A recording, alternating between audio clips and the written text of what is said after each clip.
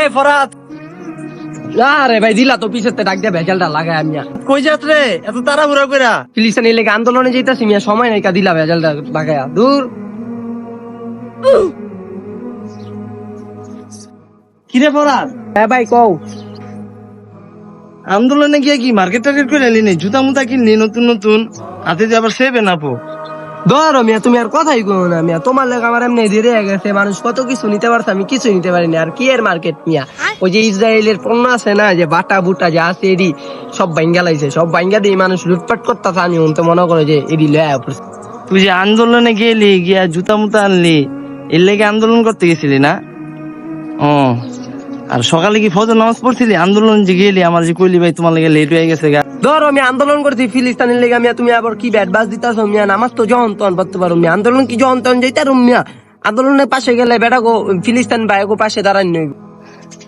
আরে ভাই তুই তো আন্দোলনে গেছস, অনেক নেককার কাজ করছস, জুতাও নিয়ে আইছস না কইয়া, অনেক সোয়াবের কাম করছস রে ভাই। তোর তো অনেক ইমান আছে রে, খাঁটি ইমানদার তুই, বুঝছস? ধরো মিয়া জুতা মুতা তো সবাই আনছে, সবাই তো জুতা ভাঙ্গা টাঙ্গা সবকিছু লয়ে আইতাছে, বাটা ভাঙ্গা জুতা মুতা সবাই লয়ে আইছে। পরে যে একটা সেভেন আপ কিনে আনলাম, গরম লাগতেছে দেখে মিয়া তুমি বেশি কথা কও। ও জুতা মুতা আনছস, তোর মতন কিছু ওই যে নামদারি মুসলমান আছে না, এগুলোর লেগা সব মুসলমানের দোষ হয়, বুঝছস?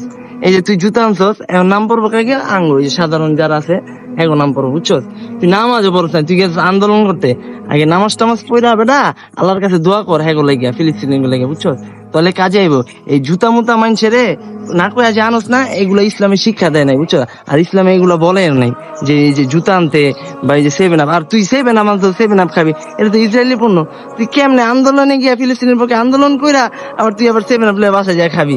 মাথায় একটু চিন্তা ভাবনা রাখিস, ইমানটা ঠিক করিস, তাহলে যা যুদ্ধে যায় কিছু করতে পারবি। আর যদি তুই যদি যুদ্ধে যাস না, ওই যুদ্ধে যায় ফিলিস্তিনিকে সাহায্য করবি না, ওই জায়গায় রড টড আছে না, এগুলা বাসায় নিয়ে আসা করবি, বুঝছো? আর তখন আছে না, তখন লেগে এই অবস্থা। ও ভাই এই কথা তো ভাই আমি ভাইবা দেখি নাই ভাই, আসলে ভাই আমার বহুত বড় ভুল হয়ে গেছে ভাই, আমার মাফ করে দাও ভাই, আমি এমনই দি ভাই দিয়াইতাছি যাইতাছি ভাই। আসুন আমরা সবাই মিলে ফিলিস্তিনি ভাই বোনেদের পাশে দাঁড়াই এবং ইসরায়েলি সকল পণ্য বয়কট করি এবং ইসলাম সম্পর্কে না জেনে না বুঝে কোনো মন্তব্য না করি। আল্লাহ তাআলা আমাদের সকল ভাই বোনদেরকে ইসলাম বোঝার এবং মানার তৌফিক দান করুক, আমিন।